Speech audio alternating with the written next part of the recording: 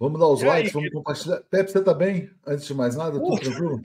Não podia estar melhor. Eu imagino. Deixa eu te Não podia falar. estar melhor. É o meu escape de 10 dias na praia antes da demência do segundo semestre, né? Com certeza. Que já começou? Não, com certeza. Pepe, são muitos assuntos, o mundo está fervendo, mas eu queria só começar para a gente não se alongar demais nisso.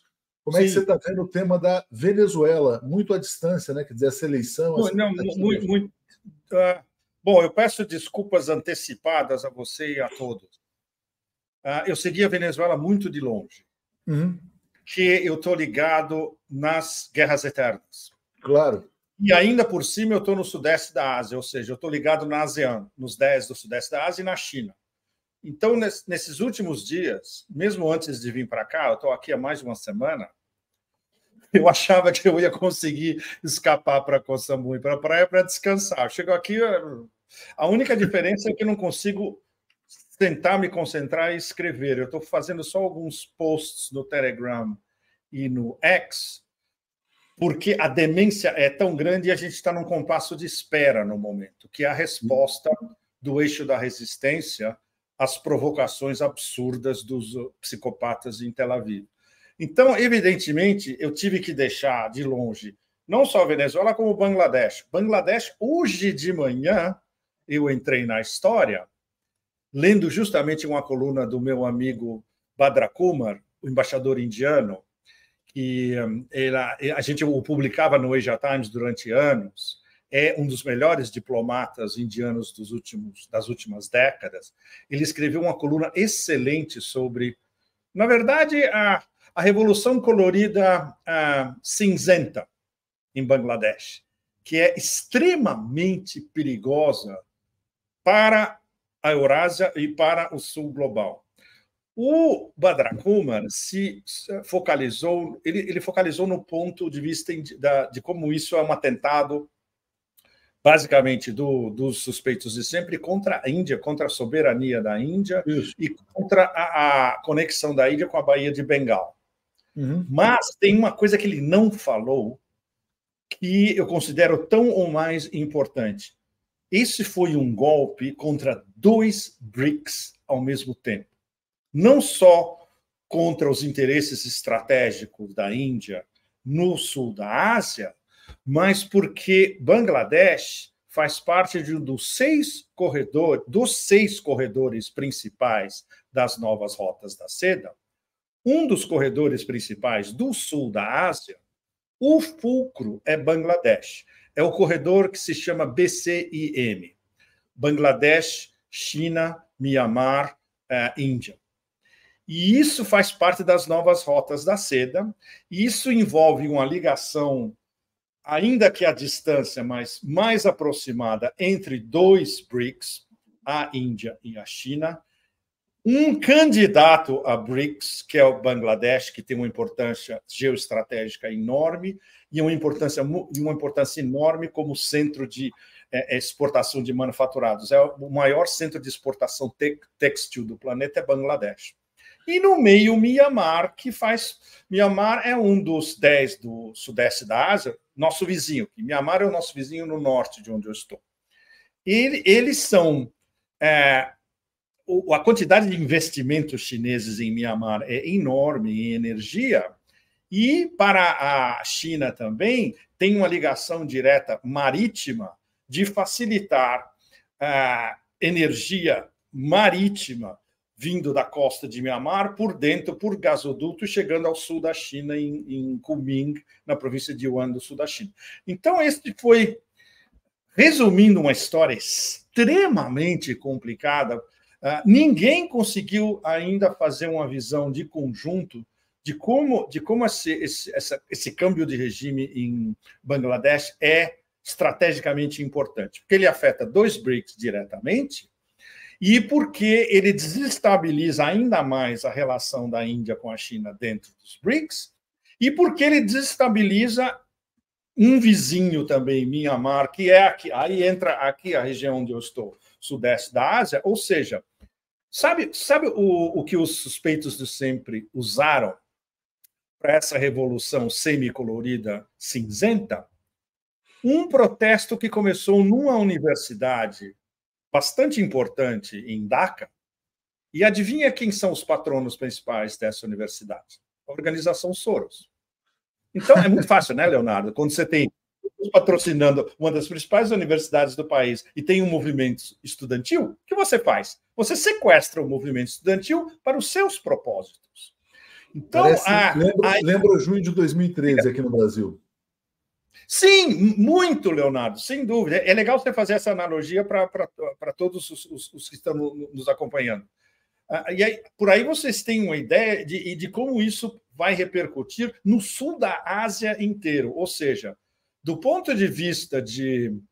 Exatamente, e esse extremamente complicado personagem, Mohamed Yunus, que é apoiado pelo FMI, pelo Banco Mundial, por Davos, ele vai ser o líder do novo governo. Não é uma maravilha? Ou seja, prática, sem derramar sangue, sem dúvida, sem muito esforço, apenas conectando os nós e usando personagens-chave e manipulando um movimento estudantil, você consegue derrubar um governo. Claro, tem uma série de problemas desse governo. Esse governo era acusado de autoritarismo, de sectarismo, etc. E tal. A relação de Bangladesh com com Índia e Paquistão extremamente complexa. Mas eu acho que daqui a alguns dias a gente vai ter finalmente o quadro geral de como isso desestabiliza o sul da Ásia praticamente inteiro e mais um pedaço aqui do sudeste da Ásia. Muitas pessoas falaram, Pepe, que na verdade é o segundo golpe, que a Índia está cercada agora por esse golpe em Bangladesh, e antes já tinha havido golpe no Paquistão também, né? Com a prisão lá do... O Paquistão, que para mim tem uma relação emocional, porque eu trabalhei muitos anos no Paquistão, eu tenho amigos, o meu melhor amigo no Paquistão, infelizmente ele morreu o ano passado, ele era um dos assessores diretos do ex-primeiro-ministro Imran Khan, que ainda continua na cadeia e vai continuar por uma série de acusações absolutamente espúrias e por um golpe do exército com a mão direta do império por trás. Então, a desestabilização em todos esses países chaves do sul da Ásia é absolutamente brutal. O que nos lembra, mais uma vez, que mesmo em decadência terminal e mesmo rolando abaixo da ladeira, o império não dorme nunca. É verdade. O império nunca dorme. E por falar nisso, você acha que a boa relação entre o Putin e o Modi pesa nesse golpe? Quer dizer, porque teve uma visita recente do Modi à Rússia, né? E ele não se afasta... Leonardo, isso pesa. A aproximação em diversos domínios, especialmente energia, mas também militar, entre Nova Delhi e Moscou é importante. O fato de que o Bangladesh manifestou enorme interesse em se associar aos BRICS, isso entra também. O corredor, que da maneira como eu analiso, é o elemento principal, porque desestabiliza esse corredor que estava unindo 4 países que têm uma relação extremamente complexa entre eles: Bangladesh, Mianmar, Índia e China. E a posição do Bangladesh como um dos líderes emergentes do sul global, isso, do ponto de vista do império, é absolutamente inadmissível. Veja bem, eu estava conversando isso hoje, agora há pouco, antes de encontrar vocês, sobre Mianmar. As guerrilhas em Mianmar, tem mais de 50 grupos étnicos em Mianmar, é um patchwork complicadíssimo. E cada um tem um tipo de desavença com o governo militar, cuja maioria é burmeses. Isso poderia ter sido resolvido há anos, se não décadas, todo mundo sentando na mesma mesa. Adivinha quem está financiando a maior parte dessas guerrilhas de diferentes grupos étnicos contra Yangon, na capital? Os suspeitos de sempre e os nossos amigos, entre aspas, da CIA. Ou seja, eles podem usar o mesmo sistema de desestabilização perene de Mianmar há décadas, em Bangladesh agora também. Por isso que isso é tão importante. Os indianos estão apavorados com essa história. Os chineses ainda não se manifestaram, mas a reação da China vai ser geoeconômica. Eles vão ver primeiro esse novo governo, qual é a deles, e todos os acordos que a China estava organizando com o Bangladesh. Não quer também, a gente abandona vocês. E como a gente está dentro dos BRICS com a Índia, e a Índia também não está satisfeita, a Índia também vai abandonar vocês. Então vocês vão entrar no beco sem saída. Ou seja, as repercussões geoeconômicas e geopolíticas do que aconteceu em Bangladesh são uau, é um negócio... Nem começou ainda. Nem começou. Pepe, só para contextualizar, eu não sabia dessa informação de Bangladesh candidata aos BRICS, como é o caso da Venezuela, né? Todo mundo quer entrar, né, Leonardo? Mas interessante porque o resultado da eleição venezuelana, quer dizer, rapidamente a vitória do Nicolás Maduro foi reconhecida pelo Putin. Veja bem, Putin, Pezeshkian e Xi Jinping. Exatamente. Os três principais BRICS reconheceram.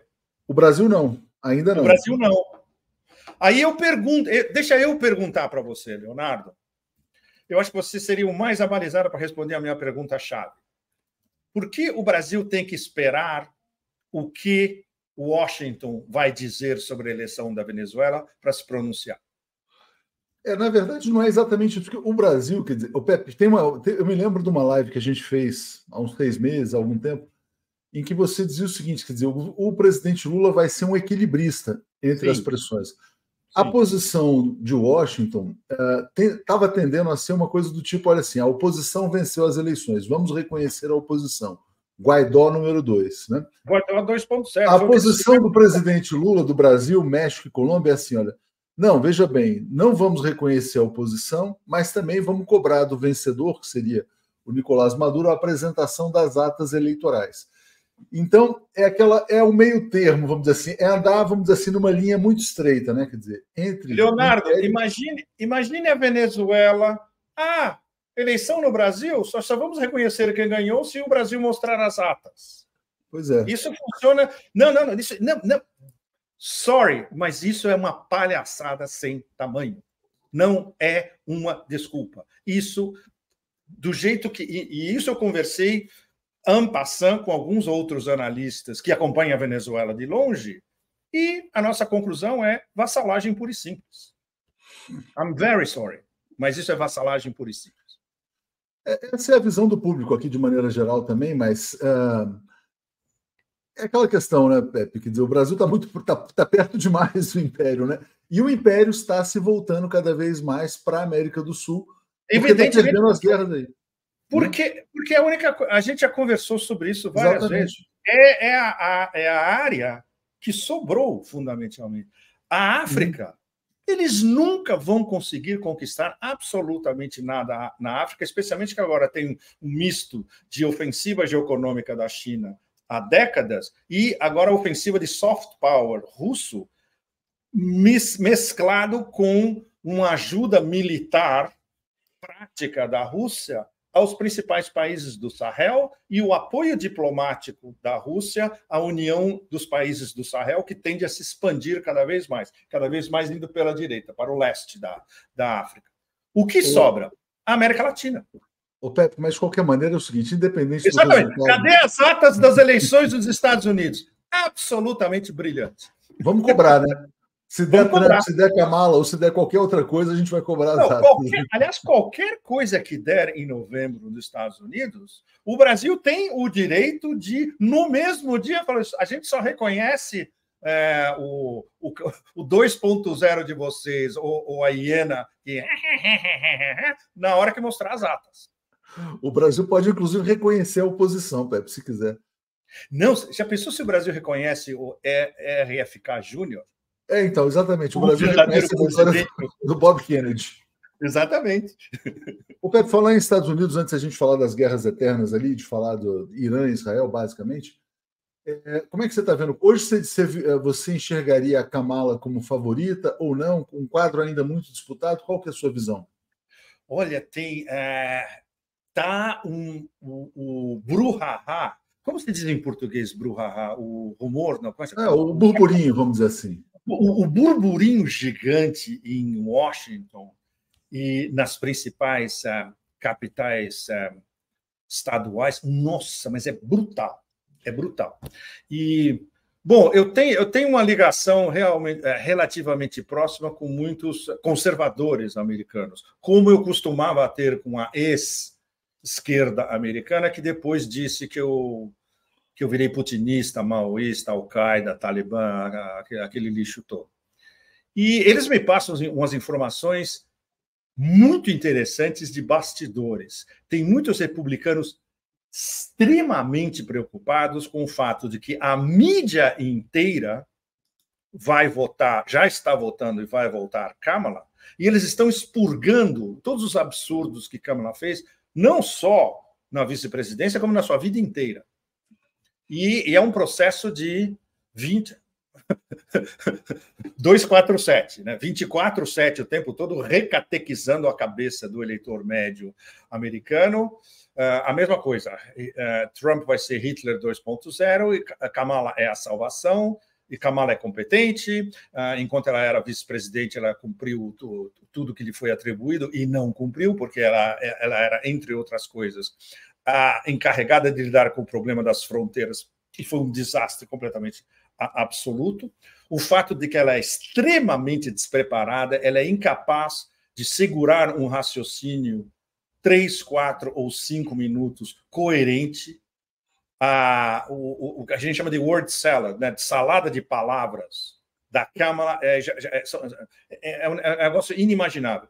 Assim como o ex-boneco de pano era totalmente incoerente, por problemas, evidentemente, de atrofia cerebral, Kamala é totalmente incoerente porque o QI não é muito alto e porque ela não sabe raciocinar.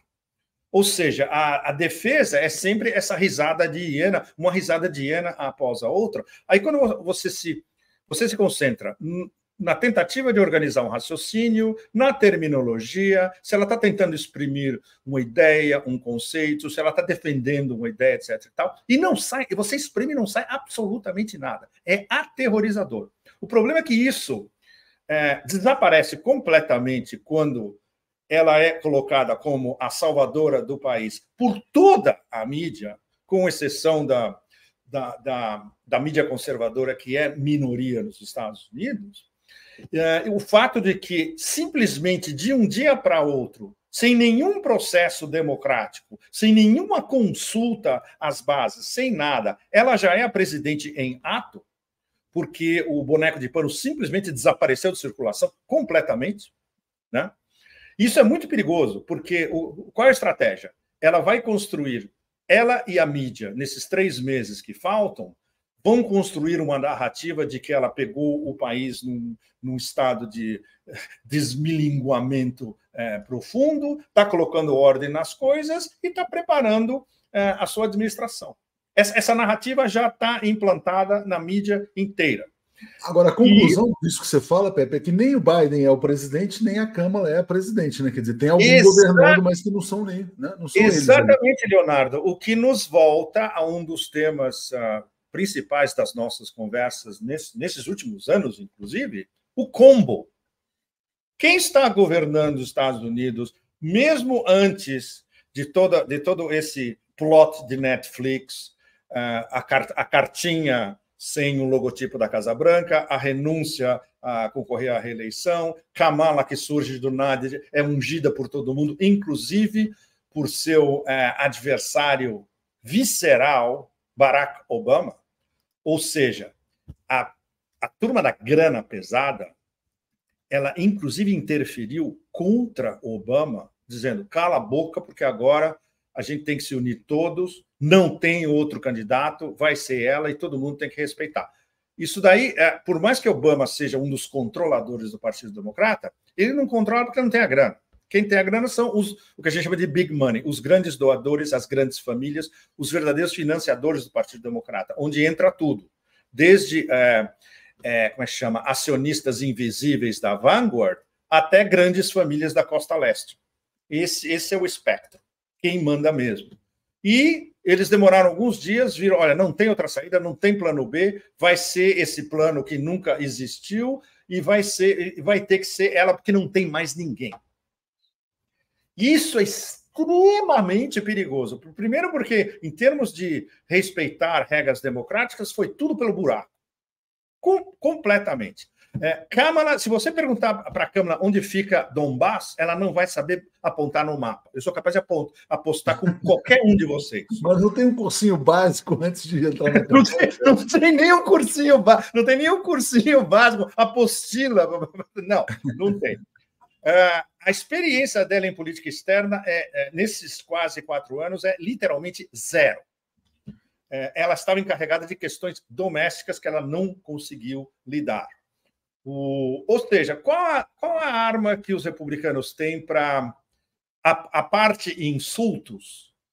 Que, pelo amor de Deus, né? Vamos subir um pouco o nível. Por enquanto, é uma sequência de insultos de Trump, do J.D. Vance, de senadores republicanos, etc. E tal. A única coisa que eles podem fazer é pegar o recorde dela inteiro, antes na Califórnia, quando ela era procuradora, e depois na vice-presidência, e desmontar o recorde como ela não foi capaz de fazer nada plausível, palpável e eficiente.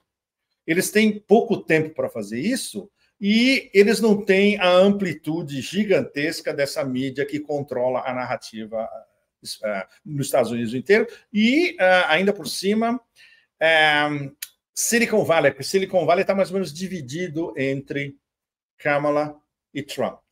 Do lado Trump, se a gente considerar Elon Musk como Silicon Valley, que é mais ou menos, mas não tanto, Elon Musk, né? Exatamente. Não tanto, exatamente. Mas Elon Musk é Deep State.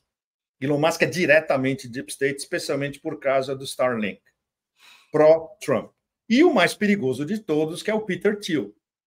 Peter Thiel foi o cara que inventou o J.D. Vance. Peter Thiel foi o cara que deu $15 milhões para o J.D. Vance abrir uma startup em Silicon Valley e começar a fazer sua fortuna. Ele literalmente inventou o J.D. Vance. E muitos republicanos já estão começando a pensar, será que ele escolheu o parceiro certo para o ticket? A famosa história... Ele escolheu o vovozinho caipira agora, né? O vovô caipira democrata. Vovozinho caipira é muito bom. Não, porque o Caipira é gente boa, né, para concorrer com o Vance. Porque o Vance é o cara que fez o filme A Elegia do Caipira.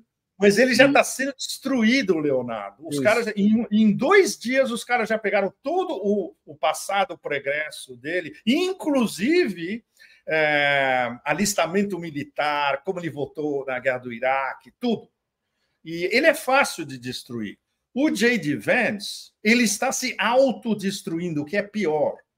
Aquelas famosas... Não foi uma entrevista só, foram várias, onde ele falou, onde ele definiu basicamente cat ladies sem filhos, ou seja, mulheres gatos sem filhos, o que é um insulto nos Estados Unidos, mas absolutamente brutal, contra mães solteiras de classe média.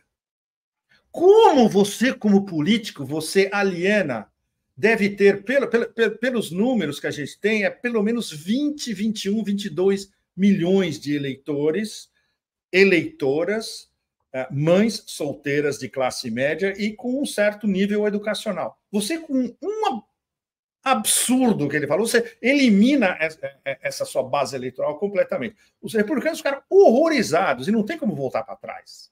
Tentaram justificar. Trump tentou justificar o injustificável. Ou seja, a ex-vice-presidente, no momento presidente atual, Kamala, e o candidato à vice-presidência republicana é a opção entre um crocodilo no pântano e outro crocodilo no pântano. É um desastre totalmente absoluto. E entre os dois, nossa, a grande diversão para todos nós no planeta inteiro, ou talvez o pesadelo absoluto para nós no planeta inteiro, o mês que vem, vai ser esse debate entre os dois, se houver, né? Porque os dois lados estão mudando as regras o tempo todo. Depois desse debate, a gente vai ter talvez uma noção mais ou menos palpável de que tipo de horror o planeta vai herdar em 2025. Falar nisso, então, pegando o comentário do Afonso, né? A Câmara é a continuação da guerra na Ucrânia e do genocídio na Palestina. Corretíssimo, nos dois ângulos, corretíssimo. Trump, a diferença, Trump é a continuação e a exacerbação do genocídio na Palestina, veja bem, porque o principal encontro, eu não sei se a gente já falou isso entre nós, mas o principal encontro da visita do Bibi a Washington não foi o Congresso e não foi com o combo, foi com Trump em Mar-a-Lago. Uhum. Trump em Mar-a-Lago, mais ou menos, claro, isso não vazou diretamente, mas a explicação mais plausível é que ele deu uma luz verde para Bibi fazer qualquer absurdo possível e imaginário, ainda não tentado ou já tentado em Gaza nos próximos meses, e que, se ele for eleito, vai continuar da mesma maneira. Não, e, inclusive, o Trump falou, quer dizer, que se ele não vencer, o Estado de Israel pode desaparecer no futuro. Exatamente. Ou seja, isso é uma confirmação lateral, informal e underground do que a gente está discutindo. Exatamente. Quanto à questão da Ucrânia, do lado Trump é muito mais complicado. Isso deve requerer de muitos de nós escrever sobre isso a partir do mês que vem, com mais detalhes, porque já existe um plano republicano de um cara apontado pelo Trump de qual seria a proposta americana de um cessar-fogo e do final da guerra que Trump apresentaria a Putin. O que a gente leu até agora do que vazou desse plano é um negócio completamente absurdo. Os russos vão ler, eles não vão nem dar risada, eles vão ficar perplexos. Ele falou, mas onde vocês viveram nos últimos 2 anos e meio? E vocês estão propondo um negócio desse? Bom, então a gente sabe que não é que Trump vai, como ele está apregoando, vou pegar o telefone, vou sentar com Vladimir Putin e vou encerrar essa guerra em um dia. Não é isso. De jeito nenhum. Especialmente porque qualquer coisa que ele fizer, o Deep State vai vetar, se não for de acordo com o interesse do Deep State, que é guerras eternas. É a prolongação dessa guerra. É uma pausa para a guerra continuar, digamos, no final de 2025, a partir de 2026, quando os famosos mísseis de médio alcance americanos vão ser instalados na Alemanha. Ou seja, eles têm que postergar essa guerra o máximo possível para tentar uma nova ofensiva da OTAN, não da Ucrânia, porque não vai sobrar ninguém da Ucrânia até 2026, anti-Rússia a partir de 2026. Esse é o plano, entre aspas, mais ou menos óbvio da OTAN a médio prazo. Então não vai ter pausa na Ucrânia. Diga, Leonardo, você quer falar alguma coisa? Não, é que, assim, é só para já não pular direto para a Ucrânia, uma última questão dos Estados Unidos, que essa aqui é bem interessante, da Ellie Dursten, em que ela fala que o Biden deu uma declaração ontem dizendo o seguinte, que ele teme que a transição do seu governo para o próximo não seja suave se a Câmara ganhar, porque ele disse que os republicanos não aceitariam, né? Aí ela pergunta, a guerra civil vai ser pior se o Trump ganhar limpo ou se a Kamala ganhar roubando, né? Porque, assim, quer dizer, certamente, se for uma margem muito estreita, sim, vai virar Venezuela, né? Vai ficar um lado cobrando a ata do outro, né? Vai virar Venezuela.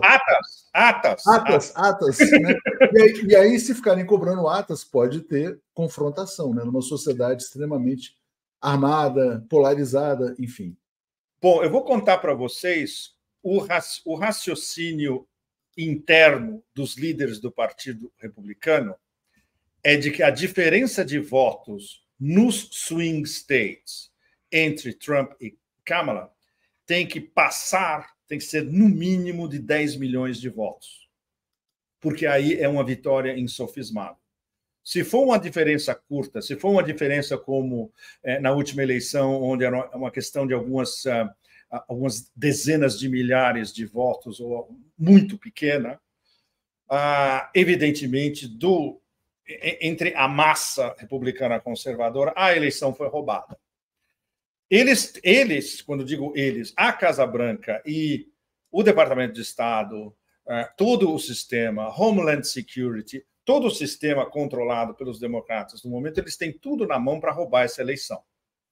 A única maneira o único cenário possível onde roubar essa eleição não vai funcionar é se houver a famosa avalanche de Trump, que está ficando cada vez mais complicada. Quando você olha os números, eles estão praticamente pau a pau, isso faltando 3 meses. Isso é perigosíssimo para o campo republicano. E, no momento, até agora, você não vê um estrategista republicano recomendando um approach diferente, um ataque diferente contra a Câmara. Eles ainda estão estudando como mudou o adversário, como mudou o tabuleiro, quais as melhores estratégias para enfrentar esse adversário e, especialmente, como enfrentar a campanha de, digamos, endeusamento da nova deusa indiana, black indiana ou mista Kamala, que começou com uma força total e conseguiu equiparar os 2 tickets em questão de dias. Não, e ela está arrecadando muito mais, né? Completamente desarvorados. Diga. Não, diga. Ela está arrecadando muito mais do que o Trump. Os democratas estão arrecadando 2, 3 vezes mais. Ela arrecada muito mais, Leonardo, especialmente por causa do big money invisível. E aí entra quem? Investment banks e hedge funds. E acionistas desses bancos de investimento e hedge funds que desviam as suas doações por uma pirâmide de intermediários. Mas, no fundo, a quantidade física de grana que chega é maciça, né? E os republicanos não têm isso. Não tem mesmo. Eles têm, claro, alguns doadores corporativos clássicos, exemplo, ExxonMobil, Chevron, esse tipo de gente, etc. Mas não são doações enormes. As doações grandes vêm do novo dinheiro, essencialmente, né? Que é o dinheiro especulativo, o que o nosso amigo Michael Hudson chama de FIRE, que é a financiarização, investimento, insurance, seguro e especulação imobiliária, que é o sistema americano hoje. O sistema americano é FIRE, o sistema inteiro é FIRE. Essa turma que precisa manter a bolha de qualquer maneira. Manter a bolha de qualquer maneira. Diga, sim. Ainda antes da Ucrânia, Pepe, qual a possibilidade de uma rebelião generalizada na União Europeia a partir do que se passa no Reino Unido, França e Alemanha? Como é que você está vendo esses protestos no Reino Unido, muito violentos, né? E também, ontem houve manifestação antirracista, quer dizer, muita gente dizendo também que essas redes sociais estão fomentando esses discursos de ódio. O que está acontecendo no Reino Unido, na sua visão, antes da gente falar de Ucrânia e Israel? Vocês sabem que o principal instigador desse ódio interracial, o Tommy Robinson, o cara é basicamente um agente do Mossad. Uhum. Muito pouca gente sabe disso na Europa, inclusive dentro do Reino Unido. Ou seja, isso é uma provocação. E é uma provocação que vem muito de fora também.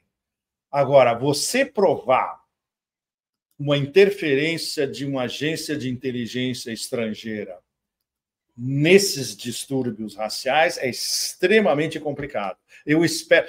Não se esqueça, o Reino Unido ainda tinha, até há pouco tempo, uma tradição de jornalismo investigativo sensacional.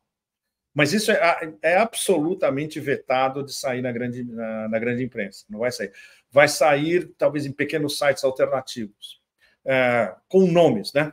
Com nomes, como você usou uma célula em Liverpool ou em Manchester, ou uma das pequenas cidades do Nordeste, etc. e tal, que tipo de propaganda você veiculou, como você recrutou como você recrutou racistas, né, de carteirinha para sair na rua, que tipo de alvos você escolheu, etc. No momento, tudo isso é muito flu, mas é muito perigoso. É muito perigoso porque tem interferência estrangeira. Não é só a desestabilização interna que você vê na Inglaterra, na França, especialmente, um pouco na Escandinávia, por exemplo. Você vê algo, se você vai no centro de Estocolmo, você sente a tensão no ar, por exemplo. Se você vai em volta da estação de trem de Bruxelas, Você sente essa tensão no ar. Se você vai em certas periferias de Paris, mesma coisa. E não, muito mais do que em Londres. No norte da Inglaterra, nem se fala, que tem uma imigração muçulmana em certas cidades chaves, em certas cidades industriais, desmesurada. E, evidentemente, mais cedo ou mais tarde, esse negócio vai explodir. E é o que está acontecendo agora. Pepe, antes da gente, então... Bom, vamos falar, então, de Ucrânia, né? Porque, na verdade, em algum momento parecia até que o Zelensky caminhava por uma rendição. A gente falou da última vez que ele ia ser atirado debaixo de um ônibus e tal. E houve ele está esperando um momento, né, Leonardo? Não, mas é que houve esse ataque aí no Kursk, aí, né? Então, como é que é o estágio atual? Esse ataque do Kursk foi mais uma vez uma provocação extremamente esperada. Eles tentando aliviar a pressão no front, que é um negócio absurdo. Os números são um negócio inacreditável. O Shoigu, nos últimos 2 dias, se não me engano, ele deu um número de soldados ucranianos mortos nos últimos 2 meses no front. Eu não tenho o número exato, eu não lembro de cabeça, mas é um negócio absurdo. Eu vi alguma coisa na casa de 60 mil pessoas que teriam morrido. Isso, exatamente. É um negócio completo, 50, 60 mil, mas é um negócio completamente fora de... E a estratégia russa não mudou 1 milímetro. É o que a gente vem discutindo há 2 anos, né, pelo menos. A estratégia do snail, como é que chama? Andar como um camaleão, um caramujo, desculpa. Andar como um caramujo, ou um pouco como caranguejo, o meat grinder, ou seja, o batedor de carne, por causa daquela artilharia de tsunami absoluto, e bem devagarzinho. Conquista um village hoje, daqui a 3, 4 dias conquista um outro subúrbio, aí vai devagarzinho, aí vai na rua central, etc. E tal. Ou seja, se você continua uma guerra como essa, ela vai até 2050, no mínimo, ou mais. Os russos não veem a menor incentivo em mudar a estratégia deles, porque essa é uma guerra de atrito. Não é uma guerra de conquistar território, é diferente. Uma guerra de atrito, você quer esmigalhar o adversário, o potencial de ataque do adversário, batalhões, tanques, etc. Estão conseguindo fazer aos poucos. E o adversário não é a Ucrânia só. O adversário é a OTAN como um todo. Então, isso não vai mudar nada. O que os ucranianos fizeram nesses últimos dias? Vamos tentar uma tática diversionista. Vamos atacar uma região mal protegida, fraca, onde não tem muita coisa, só tem civis. A gente vai lá, captura uns soldados, bombardeia umas cidades, etc. e tal. E isso a gente pode vender para a OTAN, para o Ocidente como um todo, como uma vitória. Quando os russos... E super importante a gente frisar isso. Pegaram os russos dormindo em Kursk, sem dúvida nenhuma. E isso, evidentemente, você não vai ler na mídia russa. Mas esse é o fato principal. E os russos, quando acordaram, por exemplo, só teve uma reunião importante do Gerasimov com o Putin ontem, e o Gerasimov falando, já está tudo sob controle. Não está, não. E no começo não tinha nada sob controle, porque soldados russos estavam sendo presos e civis bombardeados, e os ucranianos estavam avançando dentro de um negócio completamente absurdo. Ou seja, foram pegos dormindo. Então, isso eu espero que possa levar certos setores do Ministério da Defesa russo, que é uma história kafkiana de complexidade, que não são tão eficientes como se imagina. E como se imagina mesmo dentro da Rússia. Então, é uma tática diversionista. No terreno que importa, ou seja, o terreno de batalha mesmo, Novorossiya, que importa, não vai mudar absolutamente nada. Mas, olha bem, aí eu vou ler para vocês um negócio super importante, publicado pelo Medvedev hoje no Telegram dele. Ele falou um negócio imensamente importante, porque ele já está dando o caminho na sequência do que vai acontecer. Olha o que, nas palavras de Dmitry Medvedev. De agora em diante, a operação militar especial deve assumir um caráter extraterritorial. Tradução: nós vamos avançar dentro da Ucrânia. Isso em linguagem cifrada. É a primeira vez que a gente vê isso vindo diretamente de alguém lá em cima. Não se esqueçam, o Medvedev, tecnicamente, ele é o número 2 do governo russo. Ele é muito importante. Para ele dizer um negócio desse, isso é apoiado pelo Conselho de Segurança inteiro. Nas palavras dele, mais uma vez, não se trata mais apenas de uma operação para restituir os nossos territórios oficiais e punir os nazistas. Ou seja, ele já está dizendo que a operação militar especial mudou de estatuto. Podemos e devemos, palavras do Medvedev, ir nas terras da Ucrânia ainda existentes. Uau! Odessa, e aí ele dá nomes. Odessa, Kharkov, Dnipropetrovsk, Nikolaev, Kiev e além. Ou seja, eu vou dar um silêncio Netflix para vocês todos, para assentar na cabeça de vocês o peso dessas palavras e o que basicamente Moscou está dizendo e passando o recado para os ucranianos e para a OTAN.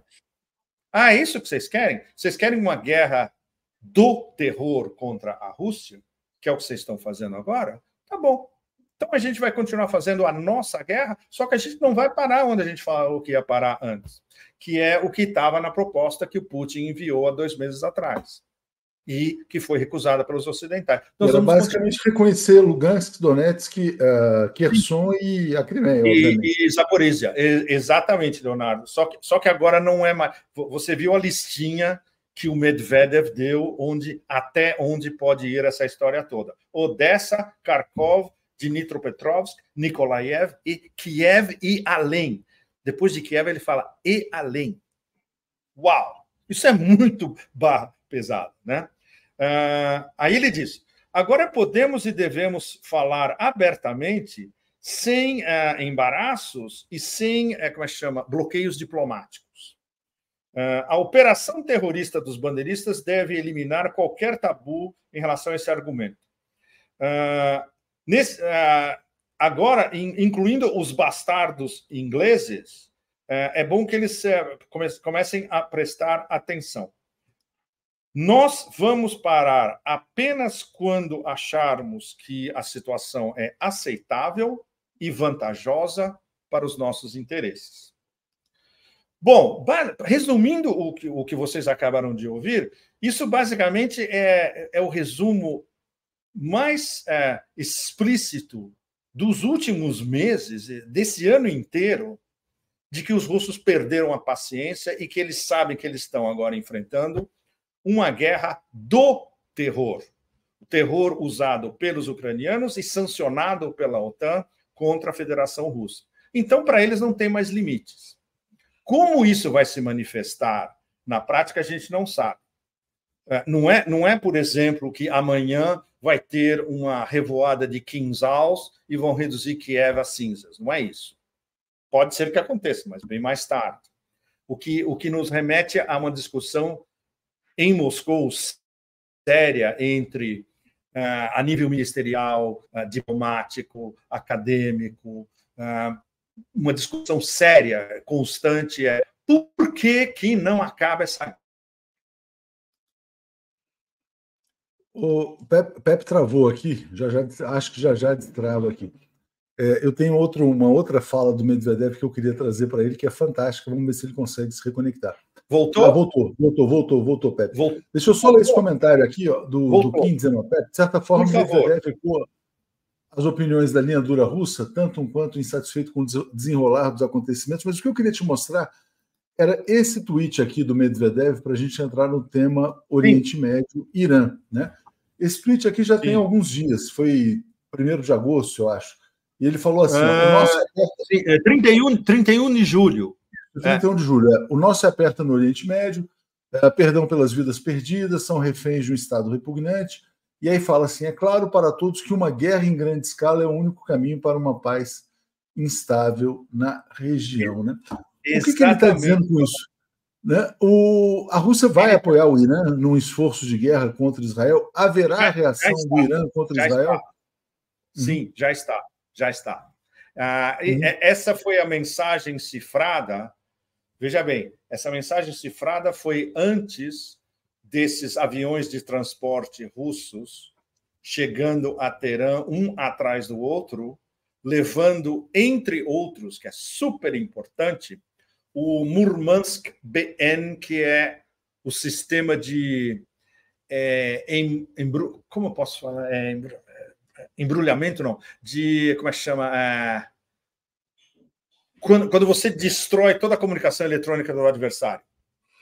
Sim, quer dizer, deve ser um sistema para embaralhar as comunicações ali. Você embaralha toda a comunicação eletrônica do adversário num raio de 5.000 quilômetros. Esse é o sistema de embaralhamento de comunicações eletrônicas russo mais sofisticado. E os caras estão... Bom, por que eles estão mandando isso para o Irã? Porque faz parte do acordo militar russo-iraniano negociado pelo menos durante quase 2 anos e assinado agora há pouco, e o Shoigu foi a Teherã para a assinatura final desse contrato, que inclui relações militares ao mais alto nível. E inclui isso. E isso é esse tweet que veio antes da assinatura do contrato e do transporte desse sistema extremamente sofisticado de embaralhamento de comunicação eletrônica é a prova tácita da parceria estratégica militar russo-iraniana. Por quê? Várias razões. Principal, BRICS. E aí entra a China também. Entre outras coisas, o assassinato do Ranier em Teherã, como uma provocação totalmente alucinante do governo dos psicopatas genocidas em Tel Aviv, foi um ataque contra 3 BRICS ao mesmo tempo. Por que foi um ataque a 3 BRICS ao mesmo tempo?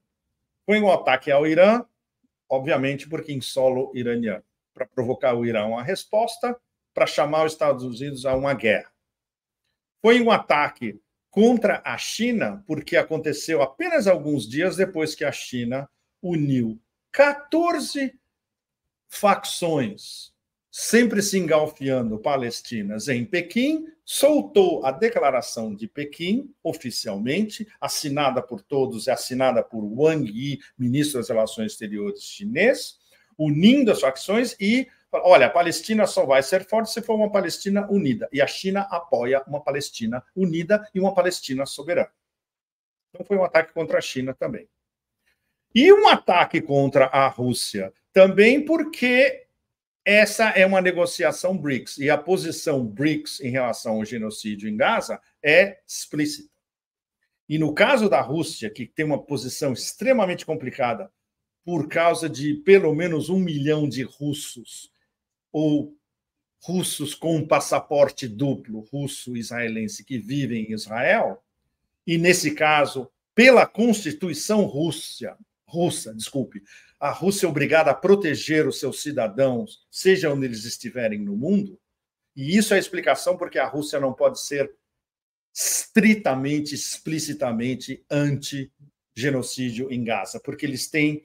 É extremamente complicado o fato de que eles têm que pensar na população russófona ou de 2 passaportes residente em Israel. Mas, quando eles veem o genocídio, quando eles veem por que o genocídio está sendo conduzido, quando eles veem quem está por trás do genocídio, o Império e todos os vassalos europeus, quando eles veem os atentados contra o eixo da resistência que eles apoiam, por exemplo, quando eu estava em Moscou ainda, antes de vir para a Tailândia, em junho, antes de vir para cá, na minha última semana em Moscou, eu encontrei com 2 delegações do Iêmen em Moscou. Uma delegação geoeconômica e tinha uma delegação política também.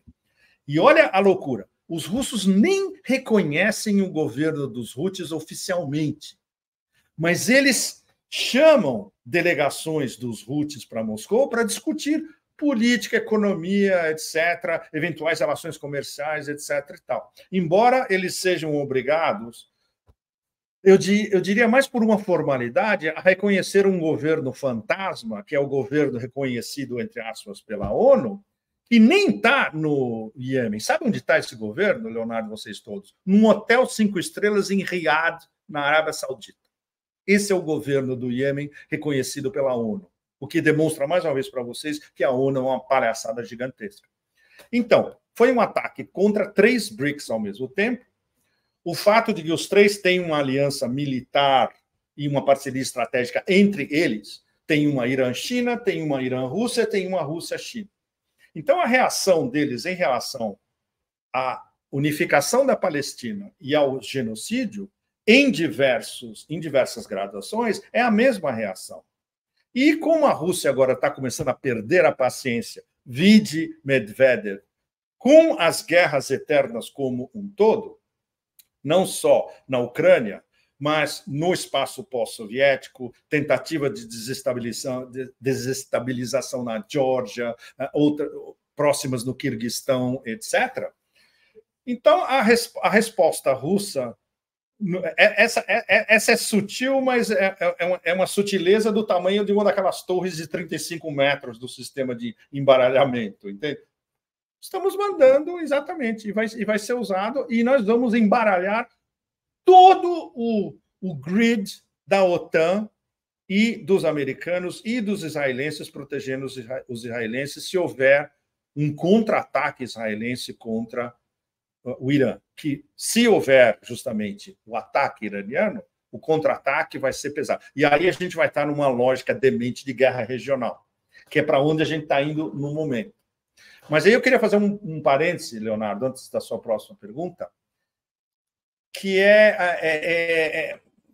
o X da questão do que está acontecendo no momento é como os persas leram Sun Tzu. O que os persas isso é muito interessante. Isso é muito interessante, Pepe. Que eu vou só trazer esse comentário, vou falar dessa notícia e você já emenda aqui. Ó. O Lair está dizendo: bom dia, camaradas. A interferência em comunicação e radares é feita por jammers. Isso. Os russos já jamearam vários navios e caças ocidentais no Mar Negro. E Exato. Esse é o chanceler iraniano, dizendo: ó, Israel cometeu um erro estratégico que custará muito caro. Né? E aí as pessoas ficam esperando, mas a punição é hoje, é amanhã, é depois de amanhã, ou nunca virá? Aí eu te passo para falar do Sun Tzu iraniano. Pois é, Leonardo. A beleza conceitual do que a gente está assistindo hoje, você está com o planeta inteiro literalmente esperando a resposta, não só do Irã, mas do eixo da resistência inteiro.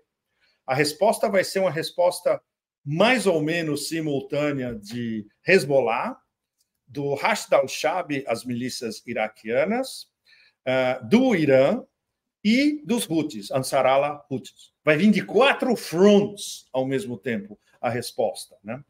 E o Ali Bagheri Kani, que é o ministro das Relações Exteriores iraniano no momento, ele é um cara super bem preparado. Eu conheci ele em Teherã há anos atrás, quando ele ainda estava subindo no Ministério das Relações Exteriores. Ele agora está no topo. Ele seria um grande ministro das Relações Exteriores nesse governo. Eu espero que o Pezeshkian o mantenha, inclusive. A declaração dele, a lá persa, né, com aquela qualidade, delicadeza, sofisticação, eles cometeram um erro estratégico, eles vão se arrepender seriamente. Isso vindo de um cara tão mesurado como ele, é dizer, olha, vocês não fazem ideia de onde vocês se meteram. Porque vocês estão comprando uma briga ao mesmo tempo, não só com o eixo da resistência inteiro, que vai ser a resposta, como contra a Rússia e China.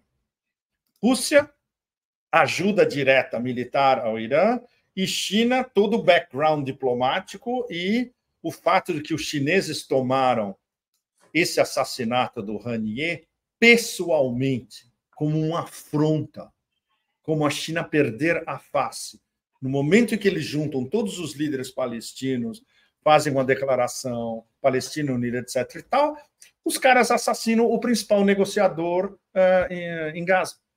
Ou seja, fica claro que o Ocidente não está buscando nenhum acordo de paz, pelo contrário, que é a guerra eterna. Exatamente. Essa é a conclusão de todo esse emaranhado que a gente está tentando destrinchar, é essa. O ensaio de creche que aconteceu na segunda-feira, que é aquele negócio que ia derreter as bolsas no Japão, ele aconteceu porque estava sendo aguardado para segundo ataque a Israel? É uma ótima pergunta, Leonardo. Sabe que ninguém colocou nesses termos ainda? Não, mas tinha alguma coisa, assim, tinha uma expectativa de que o sistema ia desmoronar, colapsar. Tem, especialmente porque todas as previsões do sistema desmoronar, elas vão desde ontem até as próximas semanas, né? Inclusive antes do final do ano. Então, nesse caso, foi ontem. Mas esse desmoronamento foi muito específico. Esse desmoronamento foi o Japão. Sabe por quê? O fator de flutuação do yuan, de usar o yuan, usar o yen de uma maneira especulativa, apostando nas taxas de juros americanas. Tem uma modificação nas taxas de juros americanas, modificou tudo e não vale mais você ficar usando o ien para ganhar dinheiro fácil. Aí desabou tudo em Tóquio. E aí vem o efeito cascata depois. Desabou muito em várias bolsas daqui da Ásia, e até a bolsa em Moscou desabou, foi um pouco. Moscou acho que foi 2,5%, não é muito. Mas desbancou em todos os lugares. Na hora que vier o crash pesado, nossa, porque aí vai começar nos Estados Unidos. Exatamente. Não vai começar pela Ásia. Né? Exatamente. E essa questão aqui, não sei se você sabe, Pepe, tem sido ventilado nas redes que a ação dos Estados Unidos de desestabilização na Venezuela chama-se Operação Apocalipse. Pretende desestabilizar toda a América Latina por meio de uma guerra cognitiva. Eu não tinha conhecimento. Você já ouviu falar de algo a respeito? Com essa terminologia, Operação Apocalipse, diretamente não. A guerra cognitiva eles já estão usando há muito tempo, e é onde entra a Silicon Valley. Exatamente. Essas não só guerras Silicon psicológicas, Valley, né, vamos dizer assim. Exatamente, um psyops gigante. Por exemplo, o WhatsApp, a história do Ranier ter sido traçado onde ele estava em Teherã, porque ele usa o WhatsApp, é uma das coisas mais absurdas da história. Como pode um líder palestino usar o WhatsApp? E aí eu respondo para vocês. Porque no Oriente Médio inteiro, e aí entra todo mundo, Iraque, Síria, Líbano, Jordânia, Golfo Pérsico, Palestina, etc. Tal, todo mundo usa o WhatsApp. Inclusive funcionários de governo. E ninguém pensa nisso. Quando eu estava no Catar, agora há pouco, eu estava no Catar antes de ir para a Rússia. Quando eu estava no Catar, todo mundo no Catar usa o WhatsApp. Aí eu estava encontrando com uma diretora de museu e falou: vocês nunca perceberam que vocês estão sobre vigilância o tempo todo? Ela falou: é? Falei, e mesmo vocês são aliados diretos dos americanos. Eles escutam tudo que vocês fazem aqui via WhatsApp. Todos vocês usam o WhatsApp. O governo do Catar inteiro usa o WhatsApp. Completamente absurdo. A prova foi agora com a história do Ranier. Ou seja, a dissonância cognitiva e a guerra cognitiva já está instalada. E, por exemplo, numa outra vertente Deep State, Starlink. Por que Elon Musk quer invadir o planeta com Starlinks? Porque aí você controla a comunicação do planeta inteiro, literalmente. E você escuta tudo com os backdoors. Simplíssimo, né, Leonardo? Você não precisa fazer muita coisa, né? E ele é exatamente o que você falou. Ele é o Deep State, né? Quer dizer, ele não é um empreendedor, né? Ele é uma face da máquina de guerra, né? Ele tem contratos com o Pentágono, exatamente. A mesma coisa o Peter Thiel, a Palantir. A Palantir tem contratos com... Ou seja, no lado republicano, nesse ângulo de controle de informação e de controle cognitivo planetário, em muitos aspectos eles são até mais perigosos do que os democratas. O sistema inteiro é bipartidário. O sistema inteiro é um sistema de, ok, se a gente não pode controlar e se a gente não pode fazer revolução colorida, nós vamos controlar as cabeças. e vamos controlar a informação e vamos controlar tudo. Por exemplo, essa história, a história de hoje, né, do FBI indo na casa do Scott Ritter, no estado de Nova York. O Scott tem uma posição extremamente peculiar. Por exemplo, todos nós estamos fazendo mais ou menos a mesma coisa, né? Sabe que uma das acusações oficiais que ele está sendo investigado pelo FBI é porque ele tem uma ligação com a RT e a Sputnik? Isso faz parte, Leonardo, da investigação oficial. Você acredita nisso? É inacreditável. Ou seja, ele seria um integrante da máquina de propaganda inimiga. Isso, exatamente. Então, integrante... Aí, hoje ele soltou um dos videozinhos que ele soltou hoje, ele estava falando, escuta, eu sou um jornalista, eu tenho um contrato, eu sou pago pelos meus serviços. É a mesma coisa, se aplica a todos nós. Eu tenho um contrato com a Sputnik desse tamanho, em russo e inglês, determinando que eu sou um jornalista e eu presto serviços de informação para eles, eu sou pago por isso. O Scott é a mesma coisa. O Scott também é analista da Sputnik. A mesma coisa, é a mesma situação. Você acredita que um governo vai atrás de jornalistas porque eles trabalham numa empresa jornalística que eles não gostam? Eles não fariam isso se o Scott estivesse escrevendo para o Financial Times ou para a Al Jazeera, por exemplo. Mas, esse comentário aqui é muito interessante, Pepe, do Roberto. Ele fala assim, ó, sinto que existe uma quinta coluna na esquerda e no próprio governo Lula que coloca uma cunha entre Brasil e BRICS. O pensamento militar brasileiro é o seguinte, se houver efetivamente uma guerra entre os dois polos, o Brasil, pela posição geográfica que ocupa, não tem força para se deslocar do bloco imperialista, vamos dizer assim, né? Então, essa quinta coluna, na verdade, se chama Forças Armadas Brasileiras, no final das contas. Sim, a menos que houvesse uma ajuda militar direta dos Big BRICS, né?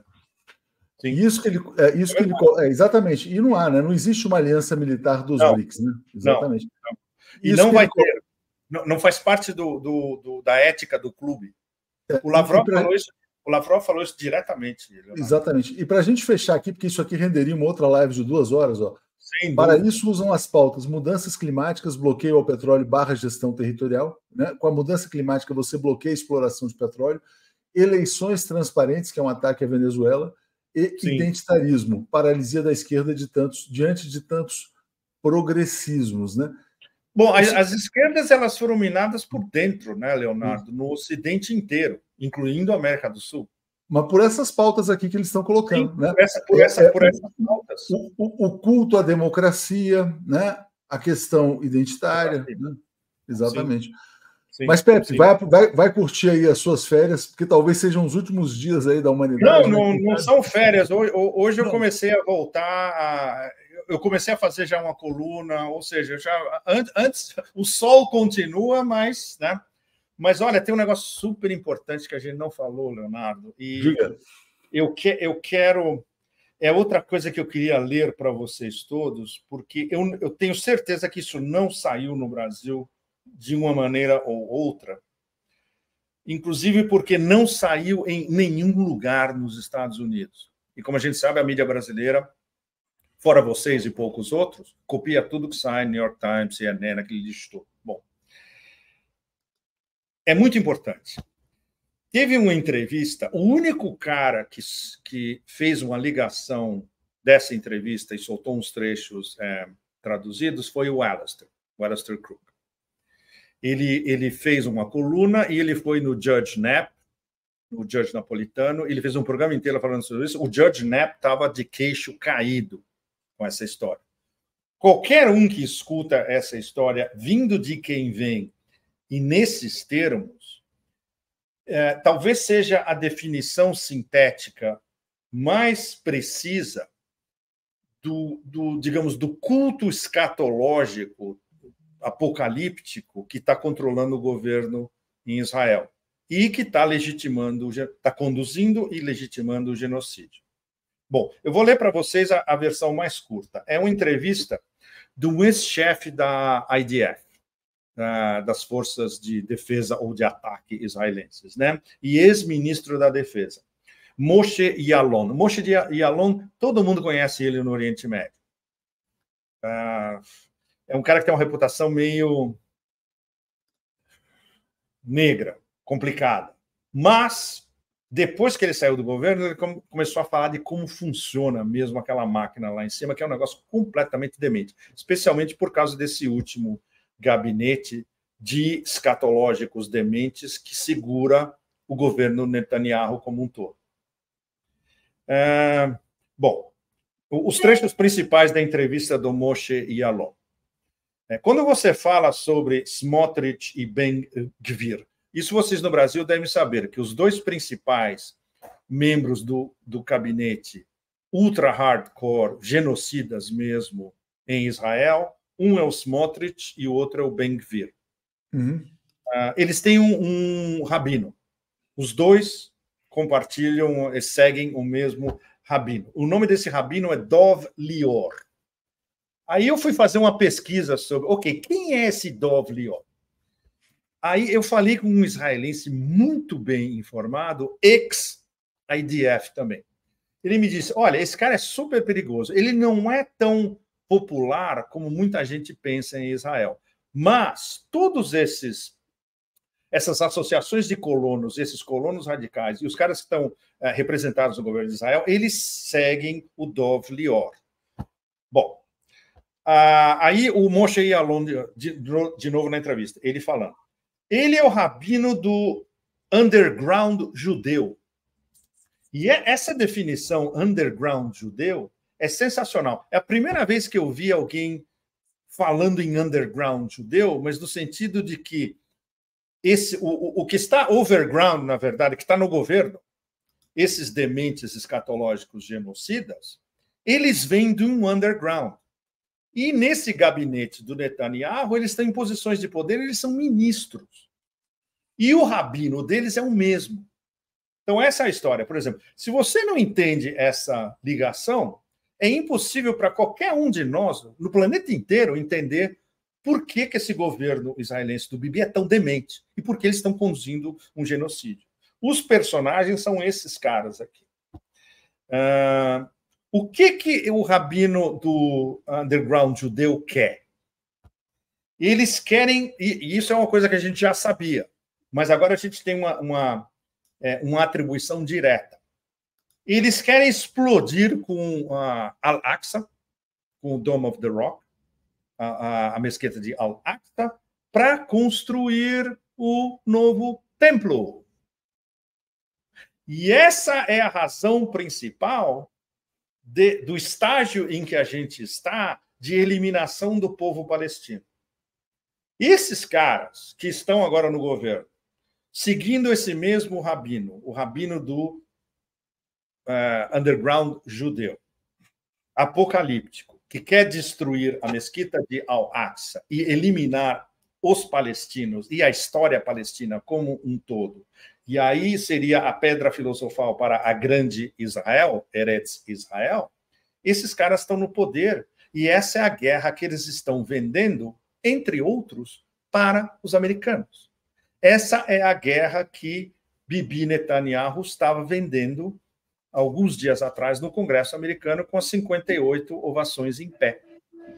E é uma guerra total. E quando fala assim guerra total, inclui, evidentemente, o eixo da resistência. É uma guerra especialmente contra Irã, que é o personagem principal do eixo da resistência, e contra todos os outros. Aí entram os Houthis, Hezbollah, mas os dois principais alvos dessa guerra total, fora Hamas e fora a população palestina inteira, são Hezbollah e Irã. Inclusive o ataque a Beirute, né, Pepe? Exatamente, e incluindo o ataque a Beirute. Então, eu vou terminar o Moshe Yaalon falando ainda de novo. Você sempre os escutam falando em termos de última guerra. É verdadeiramente a última guerra apocalíptica, a partir da qual, na cabeça desses escatológicos psicóticos, Israel vai ser a grande Israel e vai reinar sobre todos os seus inimigos, que ela terá destruído todos os seus inimigos regionais. Aí vem a afirmação chave do Moshe Yaalon nessa entrevista. todo esse conceito repousa sobre supremacia judia. E aí, nas palavras dele, essa é a manchete da nossa conversa. Mein Kampf revertido. Foi exatamente o que o Scott Ritter falou. Ele falou, na verdade, que...